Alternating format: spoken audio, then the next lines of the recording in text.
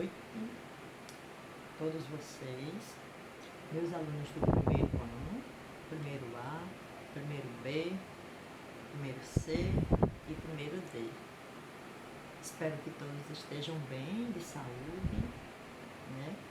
E seguindo as regras, que é ficar em casa, higienizar-se, né? E tomar todo o cuidado possível, né?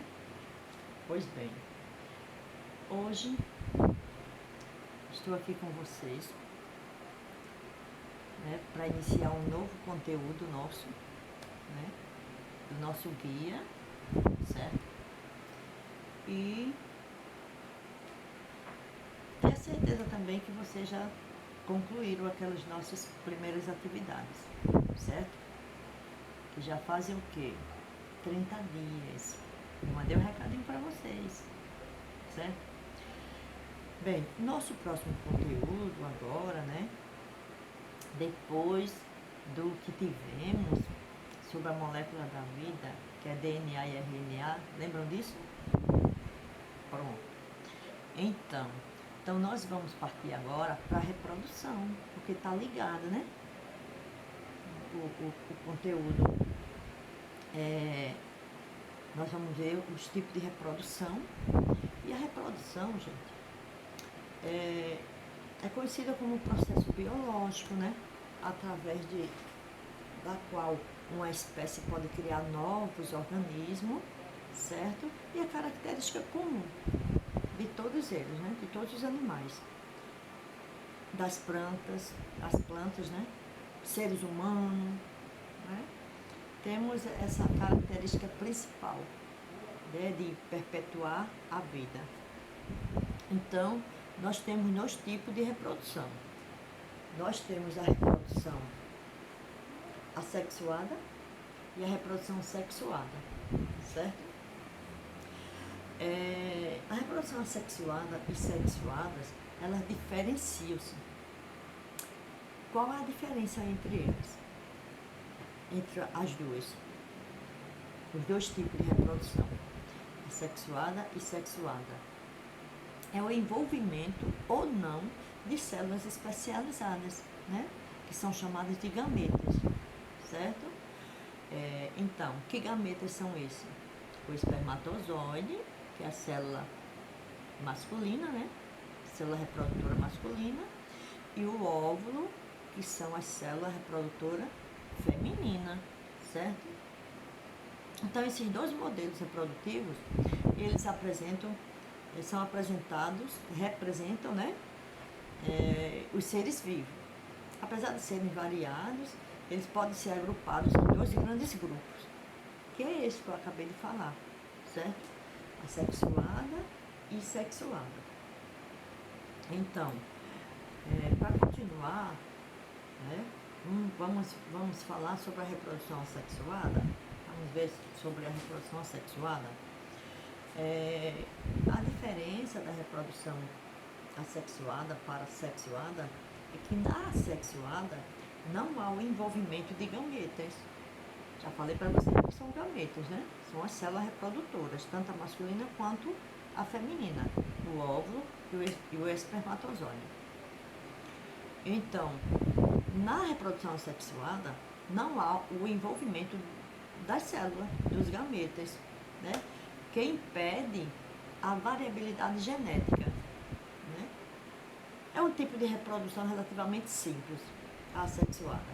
Bastante simples, muito mais rápidas, né? Muito mais rápida do que a sexuada, gerando indivíduos idênticos àquele que originaram. Nesse caso, existe apenas um único ser parental, certo? Só um único. Então,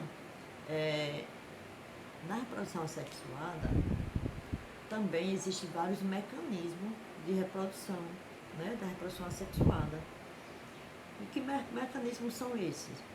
Primeiramente, ela se apresenta como uma divisão binária, bi2, tá? Divisão binária. Então, é como se é um brotamento, né? São pequenos brotos, também chamada de bipartição, né? Fissão, cisparidade. É um método, é um modelo de reprodução em que o indivíduo ele se divide ao meio. Isso que é chamado de bipartição, né? Divisão binária. Porque o indivíduo, né? O ser, ele se divide ao meio, partiu, né? Se divide ao meio, então, pelo processo de mitose, claro, né? Que são dois processos de divisão celular, mitose e meiose, certo? Mas a mitose entra aí nesse processo de reprodução assexuada. Então, nesse processo de divisão, da bipartição, né? Divisão binária, acontece que a célula partida em duas, dois novos seres vão surgir, né? Dá origem a dois seres idênticos, né? Aí, gente, esse processo se dá o nome, né, de reprodução assexuada por bipartição, por cisparidade, né, por brotamento, certo, gente? Aí, como exemplo, que seres atuam dessa forma? Bactérias, certo? São as bactérias. Alguns protozoários também, os protozoários, certo? Então, existe também outro mecanismo. Outro mecanismo que a gente pode ver é o da... Deixa eu ver outro mecanismo aqui, tá? Já foi um por divisão binária, né?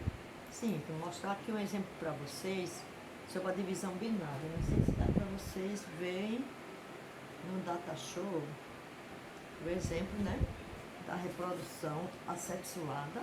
Não sei se dá para ver. No data show dá não, né, gente? Não, aí também não tem problema. Quando eu enviar o material para vocês, tá? Aí vocês vão ter acesso, certo? Então, aqui nós temos o exemplo da bactéria, certo? Mostrando a reprodução assexuada por divisão binária. Aí tem a bactéria, ela se dividindo em duas, certo? E resultarão dois seres idênticos, onde o material genético, né, é idêntico ao da célula mãe e da célula filha, certo? Aí o outro processo da reprodução assexuada é pelo processo que se dá por esporulação, né? O esporulação é o seguinte: no processo de esporulação, as células reprodutoras especializadas, né, são liberadas e germinam quando encontram um ambiente favorável. Essas células, denominadas de esporos, são capazes de gerar outro indivíduo.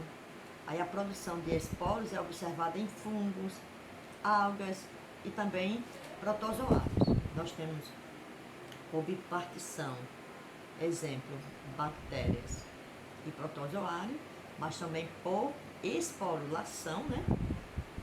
Nós temos fungos, algas e alguns protozoários, certo, gente? Então, já dei dois mecanismos aí, ó, do processo reprodutivo, né, assexuado. Nós vimos por divisão binária, né, onde a célula se divide em dois. E o segundo mecanismo é assexuada por esporulação, certo? Na formação de esporos, tá? Então, acontece em fungos, algas e protozoários, certo? Ainda da assexuada, nós temos outros mecanismos como o de fragmentação, fragmentos, né? Vamos dizer que é um pedacinho, né, fragmentado. Um novo organismo forma-se a partir de um fragmento de outro. Esse processo é comum em alguns invertebrados. Pode ser observado, por exemplo, nas planárias. Planárias é um protozoário. É um protozoário, tá? Gente de vida livre, né? Que vive em poças de água, né? Num ambiente livre, certo?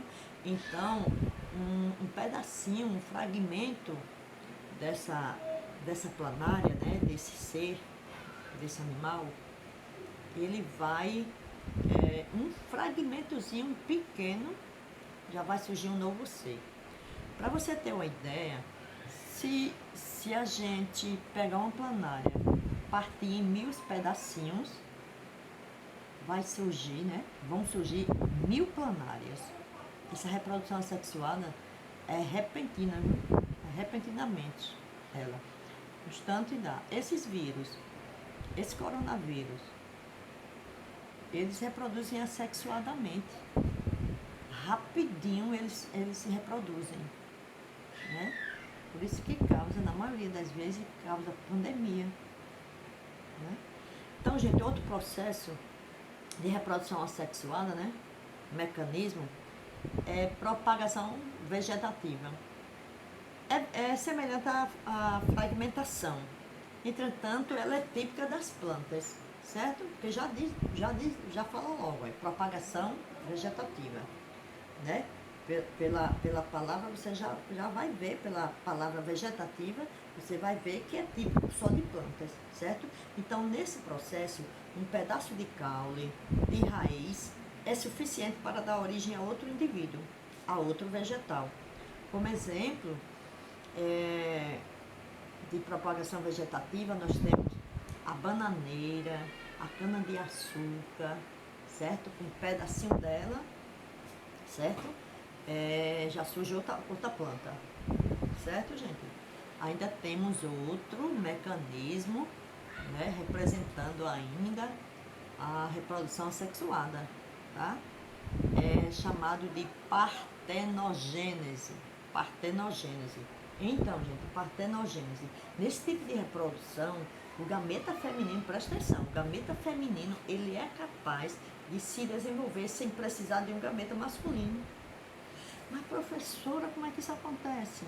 Então, partenogênese, né? Então, o gameta feminino, ele vai ser capaz de se desenvolver sem precisar de um gameta masculino. Então, como exemplo de organismo que se reproduzem dessa forma, podemos citar as abelhas e algumas espécies de peixes, anfíbios e répteis, né? Então, apenas o gameta feminino, né? Ele pode dar origem, né? Sem necessitar do gameta masculino. Ok, gente? Vamos passar para a reprodução sexuada. Acabou o mecanismo. Então, nós vimos o quê? Vamos relembrar. Primeiro, reprodução, que é a característica geral de todo ser vivo, não é isso? Reprodução em si, né, é uma característica biológica de todo ser vivo. Aí a gente vê reprodução nas plantas, em todos os tipos de animais, em micro-organismos, certo? E em seguida nós vimos o quê? 2 tipos de reprodução. Nós vimos a reprodução assexuada, né? Vamos ver ainda a sexuada. Apenas citei, né? Os 2 tipos, assexuada e sexuada. Em seguida nós vimos o quê? A reprodução assexuada e seus mecanismos. Então, o primeiro mecanismo da reprodução assexuada, sim, a diferença, né, entre eles, entre os 2 tipos, assexuada para assexuada. Vamos ver logo da assexuada, relembrar o que eu falei? Que não há o envolvimento de gametas. E esse não envolvimento de gametas, ele impede a variabilidade genética. As características genéticas não fica variável, a característica não surge, ela fica assim, idêntica à célula mãe, à célula filha, idêntica à célula mãe. O material genético de um passa automaticamente para a célula filha, para um novo ser que vai surgir, certo? Pronto. a diferença. Quanto ao mecanismo, nós vimos o primeiro, que foi sobre a divisão binária. O animal se divide em duas células, o animal se divide em duas partes, e essas duas partes, o novo ser vai surgir. Essa é a divisão binária, conhecida também como cisparidade, como fissão, como bipartição, dá no mesmo, certo? E exemplo, a gente viu a bactéria. Aí, nós vimos também outro mecanismo, certo? Que outro mecanismo foi esse? Por esporulação. Esse mecanismo é a formação de esporos, certo, gente? Que caindo em local favorável, né, em ambiente favorável, então, ocasionando assim na produção de esporos, vai surgir um novo ser, certo? Então, que seres atuam dessa forma? Fungos, algas e protozoários. Agora, o próximo nós vamos ver.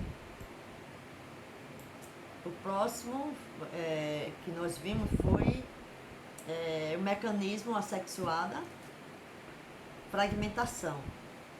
Fragmentação, falei para vocês que é o quê? Um pequeno fragmento, um pedacinho de um ser, de um animalzinho, né?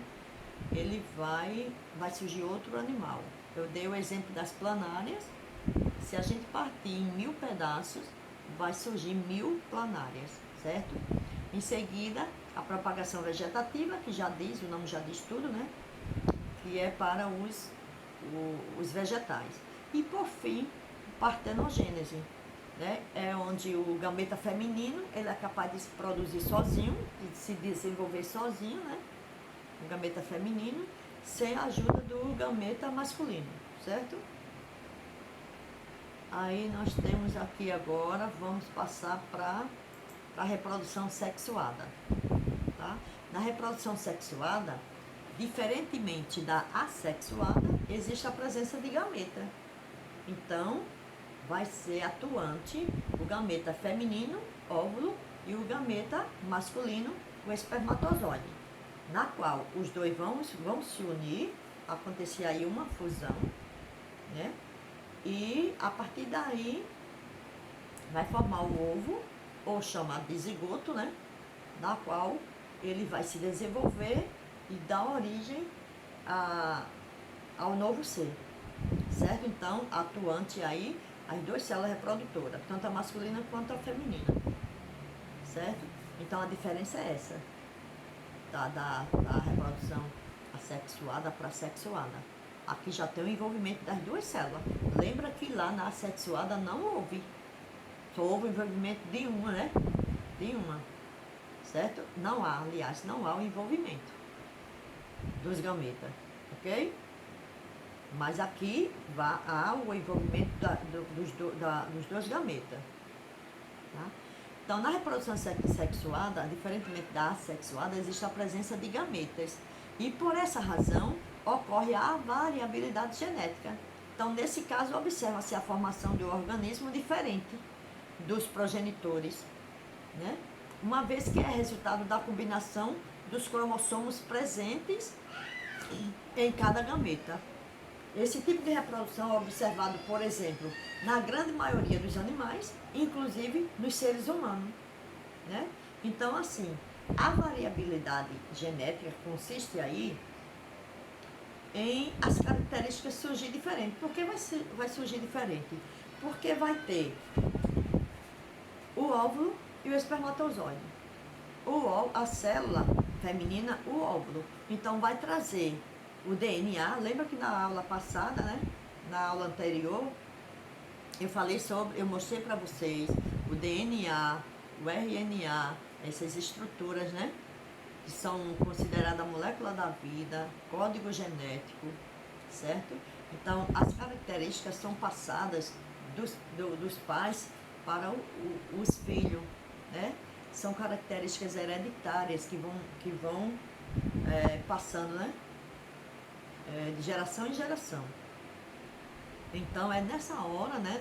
Na união do gameta masculino e o do feminino, espermatozoide e óvulo, nessa união né, que a gente chama de fecundação,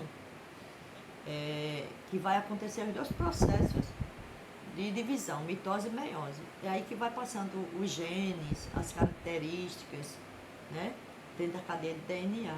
Há toda uma formação dessa aí. Para a filmagem não ficar muito grande, né, muito pesada, eu não vou voltar a explicar sobre o DNA e RNA, tá certo, gente? Que isso a gente já falou, tá? Sobre os códigos genéticos. As características hereditárias dos pais só passam mediante esse código genético, certo? Então, nesse caso, observa-se a formação de um organismo diferente dos progenitores, certo? Uma vez que é resultado da combinação dos cromossomos. O cromossomo o feminino são representados por duas letras, 2x, um duplo X. Lembra que eu falei isso também? E o cromossomo masculino é o X e Y. E quem define o sexo do filho é o homem. Por quê? Porque ele traz um autossomo, que é o Y, certo? Daí, né, a justificativa é para as características sair diferente.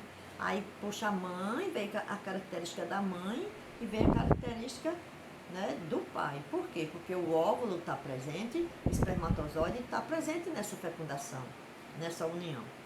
Ok? Vamos continuar aqui. Aqui eu mostro para vocês a fusão, a união. Não sei se dá para vocês observar, o da cachorro ali.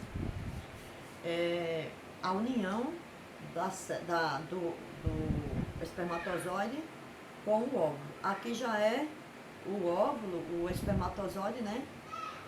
Tentando fecundar o óvulo, certo?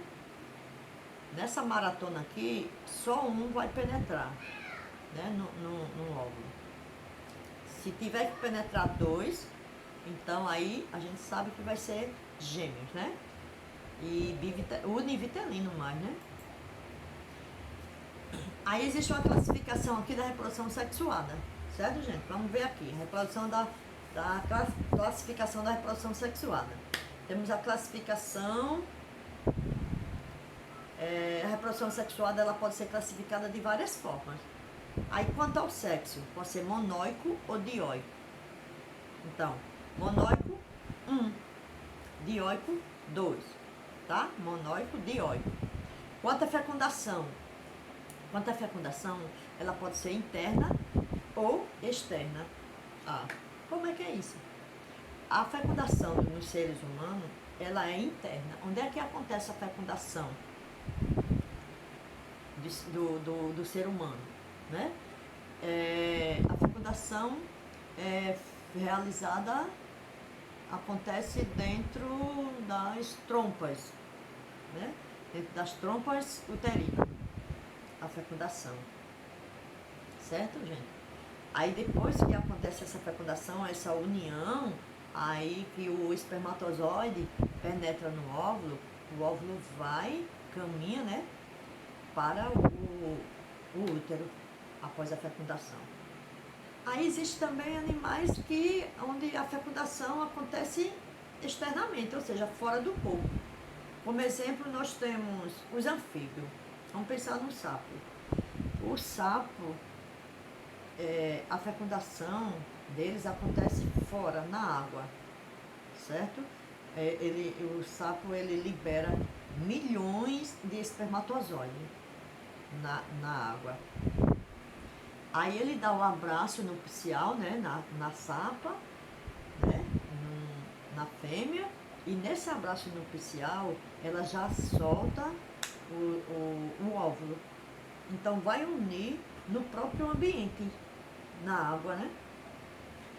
Então é por isso que são liberados milhões e milhões, né?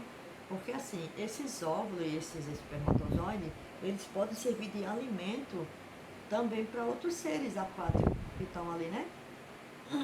Que estão na água. Vai que de repente algum animal pegue, né? Então, por isso que são muitos. Muitos, certo? No caso dos seres humanos, são muitos espermatozoides também, muitos óvulos. Porque assim, acontece que no percurso entre o canal vaginal até as trompas, né, uterina, é um percurso grande. E também existe deficiência nos cromossomos. Aliás, desculpa, nos espermatozoides. Porque assim, eles podem vir sem a cauda, né, sem o flagelo, aí ali mesmo ele fica. Não vai chegar, não vai sobreviver. Né? Sem o flagelo não tem como ele se locomover para chegar até as trompas, certo? E fecundar o óvulo não tem como. Outros surgem com deficiências cromossômicas mesmo, aí não conseguem. São poucos que conseguem chegar até o óvulo, certo, gente? Então existe a fecundação interna e externa, certo? Deu exemplo, né? Interna nos seres humanos, muitos mamíferos acontece internamente. E no caso do exemplo da externa, eu citei os anfíbios, né? Sim, outra classificação é quanto ao desenvolvimento. Então, esse desenvolvimento, ele pode ser interno também ou externo. Né? No caso dos anfíbios, que é o externo, ali mesmo dentro da água, ele vai se desenvolver. Quando pensar que não, vai formar o girinozinho, né? Estou pensando no sapo, que eu dei exemplo para vocês do sapo. O girino vai ser formado, vai crescer ali, a cauda vai ser liberada e um sapinho pequenininho começa a surgir. E quando ele está assim pequenininho, ele já vai sair de água.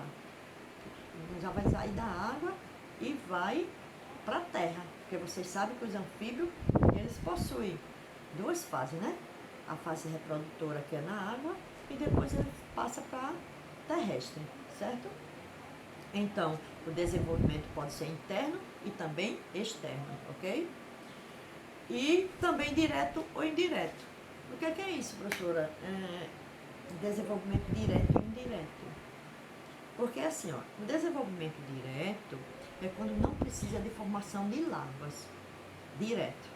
Formou, fecundou, tá ali, o novo ser vai surgir. Aí vem o processo indireto, né? Vamos supor, formou o óvulo, está formado o óvulo, espermatozoide, mas só que vai ter um outro processo aí. O processo indireto é quando acontece uma formação de larvas. Em vez de surgir o animal já completamente, não, vai vir uma larva e essa larva é que vai surgir um animal adulto. E onde é que atua? Isso aí, esse desenvolvimento indireto, na maioria dos insetos. Vamos pensar em qual inseto? Na mosca. A mosca pousa em algum local, algum alimento, resto de alimento, né? E quando ela está pousando, ela também está soltando os ovos lá. E ali mesmo vai ser reproduzido, né? Esse processo é indireto, porque os ovos vai passar primeiramente por uma larva. Aí depois da larva vem a mosca. Certo? Entenderam aí esse processo direto e indireto? Indireto quando passa por formação de larvas. Ok? Vamos continuar aqui, gente? Quanto à classificação.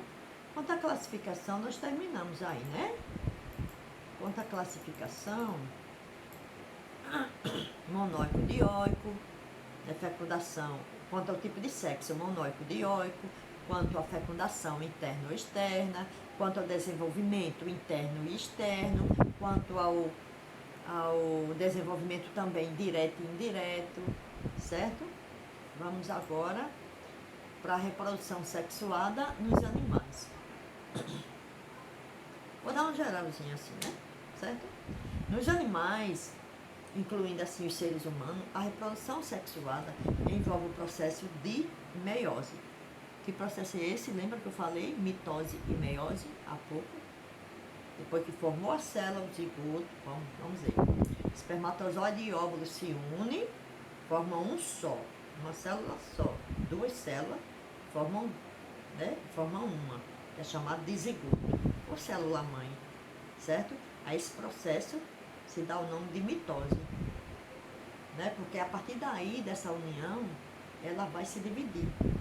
E a divisão é que é inicialmente a mitose. Aí é mitose e meiose, certo?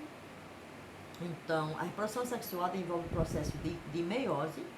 O processo envolve os gametas, que são células reprodutivas haploide. O que é isso aqui? Célula reprodutiva haploide. Olha, a célula reprodutiva é o óvulo, ou então o espermatozoide. E por que é haploide? Ela é haploide, ela é considerada haploide quando ela está sozinha, separadamente. Por quê? Porque o número do cromossomo é 1, certo? Tem a dupla, claro, né? Vai ser formada uma dupla. Então, assim, mas na passagem das características, se a gente for analisar a cadeia de DNA, o código genético, a passagem de genes, de características hereditárias, claro que a mãe, o óvulo cede um, o espermatozoide cede um cromossomo, né? Assim, aí se junta, né? E ficam 2, por isso que forma a dupla, certo?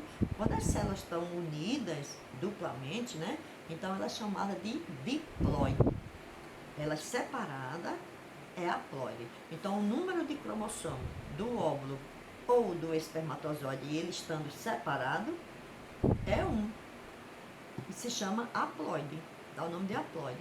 Quando elas se unem, formou o zigoto, formou a célula mãe, e o número de cromossomos está duplicado, então é chamada de célula diploide, certo? Então vamos lá, vamos continuar aqui, né? Então, haploide. Os gametas masculinos são os espermatozoides e os femininos são os óvulos. Em raras exceções, como no caso das minhocas, os dois gametas são produzidos pelo mesmo indivíduo, causando o processo de autofecundação. A esses indivíduos damos o nome de hermafrodita. Pronto, no caso de hermafroditismo, né, existe a autofecundação, certo? Em genética, Gregório Mendel, que é o pai, considerado o pai da genética, ele usou as ervilhas para fazer seus trabalhos, né, experimentais. Ela atuava com a autofecundação para obter os resultados dele. Mas isso é só no terceiro ano que vocês vão ver. Vamos voltar aqui para o nosso. A esse indivíduo, né, damos o nome de hermafrodita. Quanto ao espermatozoide, são células produzidas por indivíduos do sexo masculino, são muito menores que os óvulos. Sua estrutura permite o máximo de eficiência durante o deslocamento para encontrar o óvulo, utilizando uma cauda bem longa. Mas essa cauda só serve mesmo para o movimento, para ele se locomover. Quando ele se encontra com o óvulo, a cauda fica, né? Certo? E só entra mesmo ele, só o espermatozoide. A cauda fica por fora. Ok aí? Certo. Continuando aqui, né, com espermatozoide e óvulo. Falando individualmente de cada um, tá bom? Apesar da maioria dos... Desculpa. Apesar da maioria dos espermatozoides terem a cauda, algumas espécies produzem essas células sem esse flagelo. Um exemplo é o espermatozoide dos nematelmintos. Os nematóides são seres parasitas, viu, gente? Que são animais vermiformes. Os vermes parasitas, certo? Um representante bem famoso é a tal da lombriga, né? Cientificamente, as cáries lumbricoides. Ok? É só um exemplo para eu dar assim para vocês, no sentido de não terem a cauda. Espermatozoide que não possui cauda, mas funciona, né? Quanto ao óvulo, os óvulos são muito maiores que os espermatozoides, né? E são células imóveis, produzidas pelos indivíduos do sexo feminino. Dentro do óvulo, há uma reserva de nutrientes, que é chamada de vitelo. Vocês que fritam ovos todos os dias, né? Tem a parte da gema, ali é uma célula, gente, macroscópica. Então, nós temos assim, a parte amarelinha, né, a gema é que a gente chama de vitelo, que é o material nutritivo. É ali que vai dar substâncias boas, né, para surgir uma nova ave, certo? Então, o óvulo possui isso aí, o vitelo, o espermatozoide possui também, né? Cada um possui suas substâncias. Então, são imóveis, né? Dentro do óvulo há a reserva nutriente, que é o vitelo, né? Como eu já falei, que serve como desenvolvimento também do embrião. Caso haja fecundação com espermatozoide, né? Vai servir de nutrientes. Os óvulos eles podem ser classificados. Então, nós temos os óvulos, né? E eles podem ser classificados. Então, eles vão ser classificados em...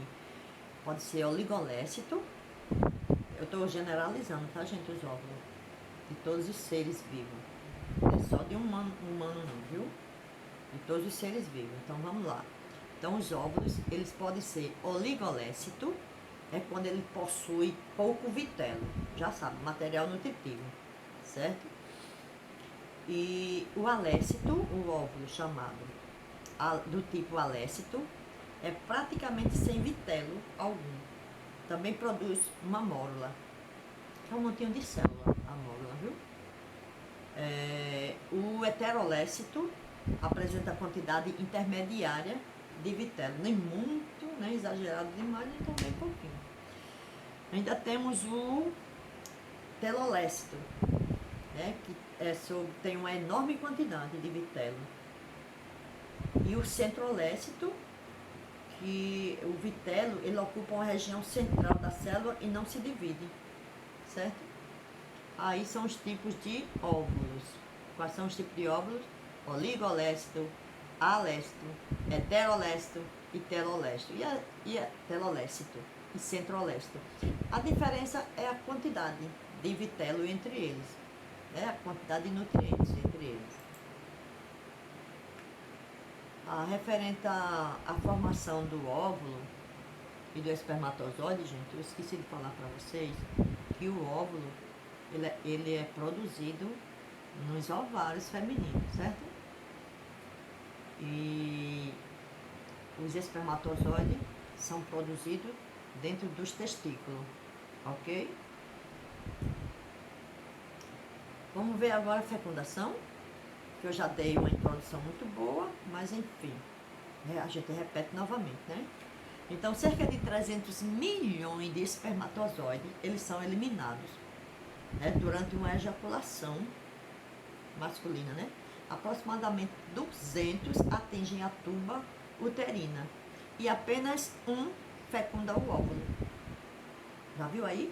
300 milhões de espermatozoides são eliminados. E aproximadamente 200 atingem as trompas, chamada também de tuba, né? Uterina, certo? E só um fecunda o óvulo.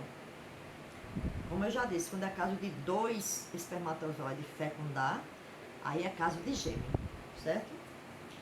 Essa verdadeira corrida, né, pela vida pode ser atrapalhada por uma série de fatores, como os anticoncepcionais, que vocês sabem, né? Tanto a pílula quanto a camisinha, o DIU, que é o dispositivo intrauterino, né? Pela acidez vaginal, que acaba também destruindo muitos espermatozoides. Eu falei para vocês, além da própria deficiência do espermatozoide, que eu falei que muitos podem surgir sem cauda, né? Aí ele não tem como se locomover. Ainda existe a barreira, né? Que são os anticoncepcionais, né? A pessoa não quer ter filho, aí evita, né? Evita com anticoncepcional, com a pílula, né? Com camisinha, né? E também o DIU, é o dispositivo intrauterino. Aí existe a camisinha feminina, a camisinha masculina. A gente sabe que para atuar sexualmente, tem que ter responsabilidade, né? Hoje ninguém pode estar colocando os filhos no mundo assim, sem mais nem menos, né, gente?